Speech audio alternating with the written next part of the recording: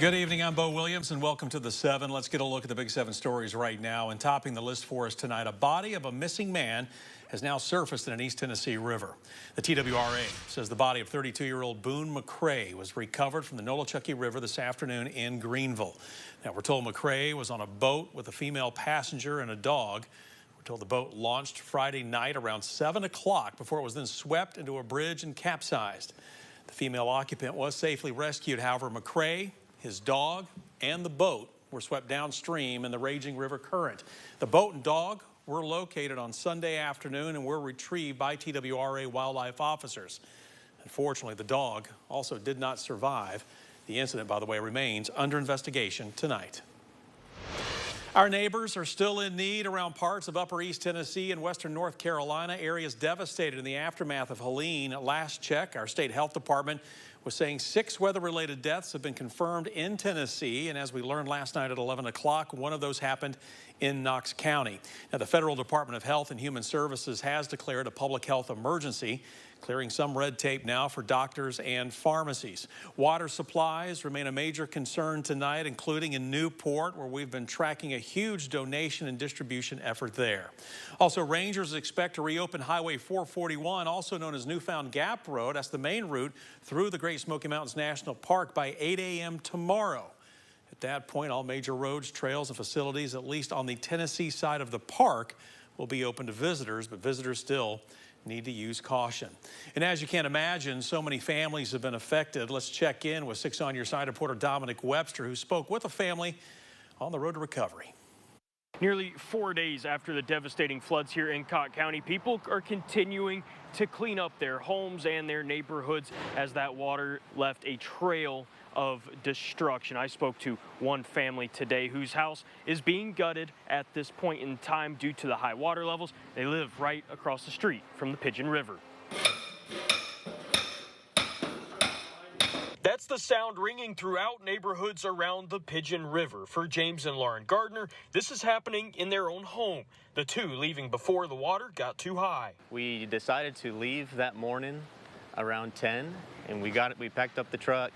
We were going to go over to my mother-in-law's there in Knoxville, but we realized that both ends of our street were already flooded, so we decided to stay. And we never would have imagined this was going to get as bad as it did. But it did. Homes along a stretch of Highway 73 outside of downtown Newport were left under feet of water. As the water started rushing across the street, the realization of the flood severity started to set in. Our main concern was we don't want to get stuck here because we don't want other staff to risk their lives to come get us, so we were trying to get out as quickly as possible.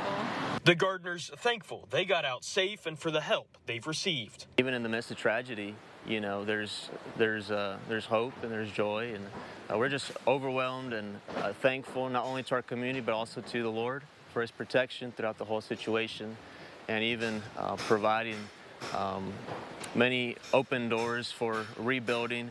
The Gardners telling me their plan is to stay here, and once they finish gutting their home, they plan to rebuild. Reporting in Newport, Dominic Webster, 6 on Your Side.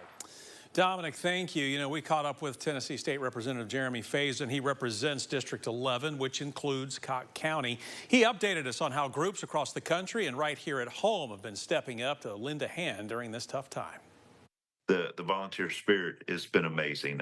I've had people from Coca-Cola to Home Depot to Elon Musk outfit bringing Starlinks in. I've been installing Starlinks yesterday and today. I'm amazed at how many people have rolled up their sleeves and come to work to help. You know, but the volunteer spirit doesn't stop there. Newport Utilities giving us more details about what Helene did to the community's water system. That includes, quote, major damage to the pumps that pull water from the French Broad River for treatment. Also, the utility says crews are repairing or replacing critical pieces of the wastewater treatment system.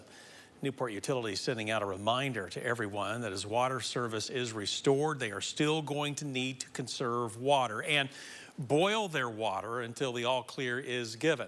Another request from Newport Utilities, turn off the breaker to your hot water heater, and if you're using a generator, make sure the main breaker to the house is off. That's so utility crews don't get shocked as they make those repairs. That water situation leads us back to Cocke County through the day. You know, we watched as volunteers brought necessities in to, well, drop off or to a drop-off point at the youth building of First Methodist in Newport. Along with cases of water, the church has been handing out hygiene items, diapers, food, and more.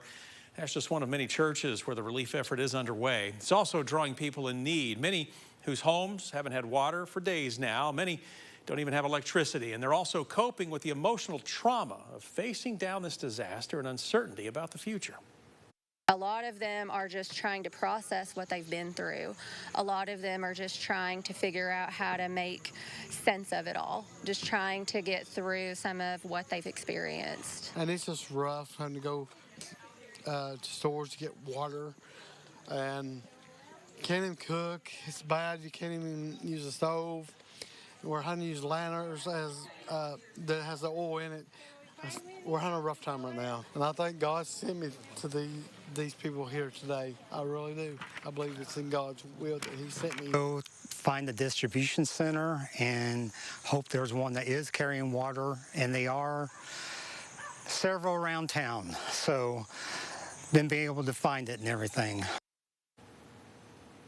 Yeah, you can see that volunteer spirit. There are people helping out their neighbors. You know, there is no exact time frame, by the way, on when water will be restored to that area. And just in the last hour, Tennessee's Department of Environment and Conservation put out a mandatory order to conserve water for all or parts of 9 counties affected by Helene. In our viewing area, those include Newport Utilities and the Webb Utility District of Sevier County, plus Dandridge and Jefferson County. Now, those 3 are also among the 16 utility companies that have issued boil water advisories. All around the area, we're seeing one civic group after another set up water collection and donation efforts. Second Harvest Food Bank, no exception here. You know, we visited their warehouse this morning as Publix grocery stores donated pallets of water. Second Harvest then loaded up its truck and headed off to Newport. The group says it's been getting word from government agencies and nonprofits that water is still the #1 need, so that's what they're providing. And then we'll just keep listening to their needs and bring up more water in the future, and then whatever else, hopefully, that they communicate to us that they need throughout the course of this recovery effort. Second Harvest has been taking water donations since the weekend, and you can help by dropping off cases of water at Second Harvest locations in Knoxville or Alcoa. Another way you can help, 6 News teaming up with the East Tennessee Foundation collecting money for its Neighbor to Neighbor Disaster Relief Fund. Now, the money will help provide shelter, medical care, food, and other basic needs for people who have lost just about everything in the floods. If you would like to make a donation, you can scan that QR code you see right there with your phone. It's in the middle of your screen, or you can make checks payable to the East Tennessee Foundation. And for more, just go to our website, wate.com. More examples of just how much damage has been done to area roadways. TDOT, take a look here. Posting this video of the Interstate 26 bridges in Unicoi County.